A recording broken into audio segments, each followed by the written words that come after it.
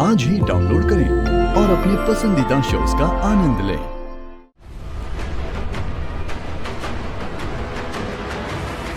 जैसे आप सब पर चिल्लाती हैं, वैसे मुझ पर नहीं चिल्ला सकती। मैं आपकी रिश्तेदार नहीं हूँ और ना ही मैंने पैसे ब्याज पर लिए हैं, तो बेहतर यही होगा कि बकवास ना करें। बिना किसी भी विघ्न की पूजा संपन्न हो गई थी। इस खुशी को 2 मिनट भी रहने नहीं दिया आपकी बेटी ने। जो करने से मना करती हूँ वही करके सबके सामने मेरी इज्जत को मिट्टी में मिला दिया। माँ, तुम इसकी साइड मत लो कांति।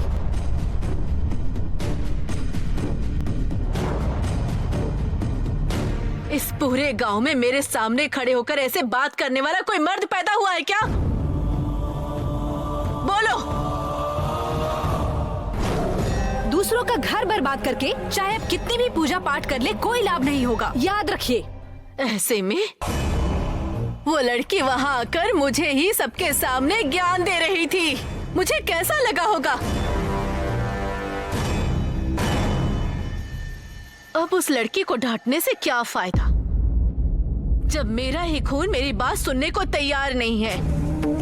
माँ, मैं आपकी बहुत इज्जत करती हूँ माँ। वो तो बस मुझे देखने के लिए आए थे, तो फिर मैं उनसे दूर कैसे रहती। मुंह बंद रखो अपना।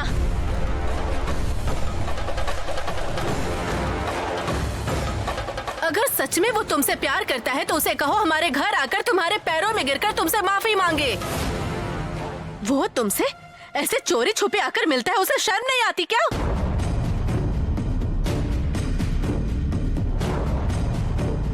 वो तुमसे ज्यादा अपनी माँ को मानता है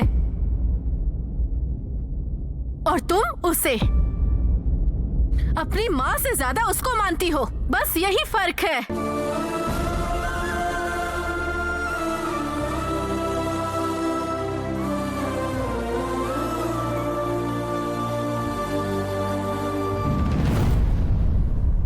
तुम ऐसे गुस्सा करोगी तो कैसे चलेगा? मानता हूँ कि हमारी बेटी ने गलत किया है, लेकिन अब से वो ऐसा नहीं करेगी।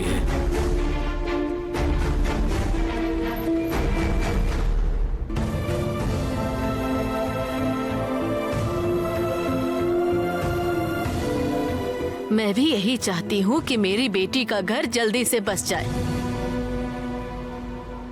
अगर मैं ऐसा नहीं करूंगी तो उसके पति का दिमाग सही नहीं होगा। लेकिन पता नहीं इस लड़की को समझ में क्यों नहीं आ रहा।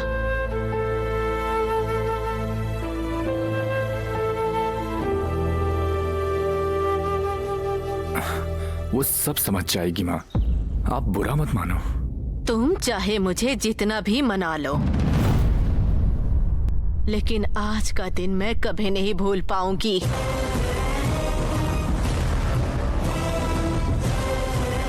मंदिर में इतने सारे लोगों के सामने मेरा हाथ पकड़कर मेरा अपमान किया है। उस लड़की को मैं कभी नहीं भूल सकती हूँ, कभी नहीं। मैं उसे कभी माफ नहीं करूंगी।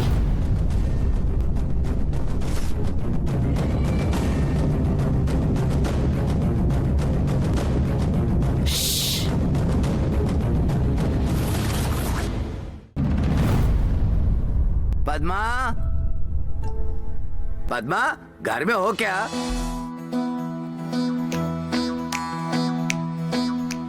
आइए भैया, आइए आइए आइए, बैठिए। हाँ। बैठिए ना। हाँ ठीक है, ठीक है। बैठिए बैठिए, अंदर आइए। बगीचे में गए और फिर हमने खाया फल। बालू भैया, कितने दिनों के बाद आप यहाँ आए हैं। अब क्या करें पद्मा, काम में व्यस्त रहता हूँ, इसीलिए नहीं आ पाता हूँ। ये मिठाई खाकर मैं तुम्हें एक अच्छी खबर सुनाने वाला हूँ। ओह बेटी आ गई, आओ तुम भी आओ। देखो बेटी, जब मैं कानपुर से निकला तो आगरा, मेरठ, कई जगह से घूमकर यहाँ आ रहा हूँ। आपकी बेटी के लिए लड़कों की लंबी लिस्ट है। जब लड़के तुम्हारी फोटो मांग रहे थे तो मेरे पास तुम्हारी फोटो नहीं थी, तो मैं क्या करूं? रुकिए भैया, हाँ। मैं लेकर आती हूँ। अच्छा सुनो, उसकी कुंडली भी ले आना।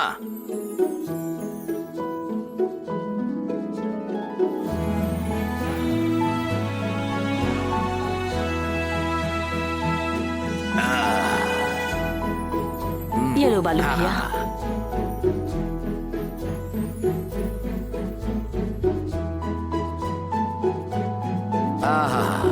आखिरकार वो दिन आ ही गया तुम्हारी फोटो दिखाने का।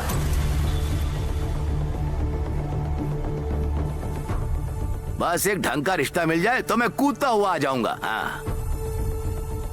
ठीक है भैया, देर हो जाए तो भी कोई बात नहीं, लेकिन एक अच्छा घर ढूंढना।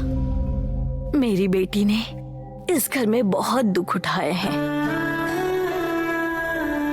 अपने ससुराल में ये रानी की तरह रहे। तुम चिंता मत करो पद्मा, मैं हूं ना।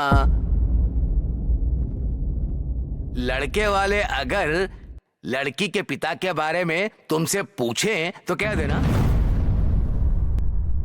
कि वो गुजर गए। हाँ,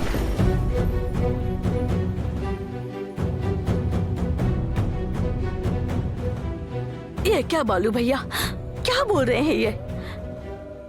ऐसा कुछ भी बोलकर डराइए मत।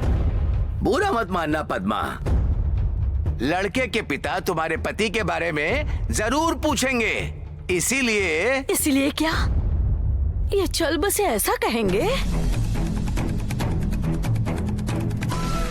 ना ना ना ना ना, चलिए ठीक है, मैं खुद जाकर उनसे बात करूंगी, उन्हें मनाकर वापस ले आऊंगी।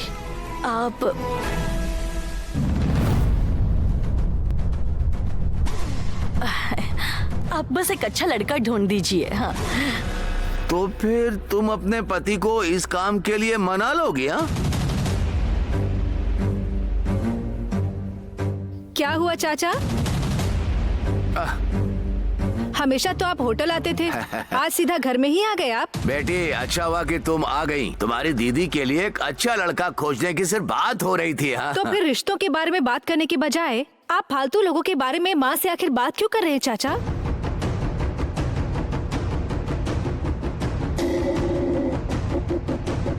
सुनिए चाचा जी, समय लगेगा कोई बात नहीं, लेकिन हमारी दीदी के लिए अच्छा लड़का ही चाहिए। सिर्फ लड़के का अच्छा होना ही जरूरी नहीं है। हाँ। लड़के के माता पिता भी अच्छे होने चाहिए, खास करके उसकी माँ। आपने हमारी सहना दीदी को कभी जोर से बात करते हुए देखा है? नहीं ना? तो उसकी सासू माँ भी वैसी ही होनी चाहिए, एकदम शांत होनी चाहिए और अच्छी भी होनी चाहिए। ये क्या स्नेहा, आते ही तुम्हें सासू माँ ऐसी चाहिए वैसी चाहिए बोलना शुरू कर दिया। माँ, अभी अभी मंदिर से मैं कुछ देख कर आ रही हूँ। पति पत्नी में प्रेम रहने के बावजूद भी अगर उसकी सास अच्छी नहीं है तो उसकी जिंदगी नर्क है।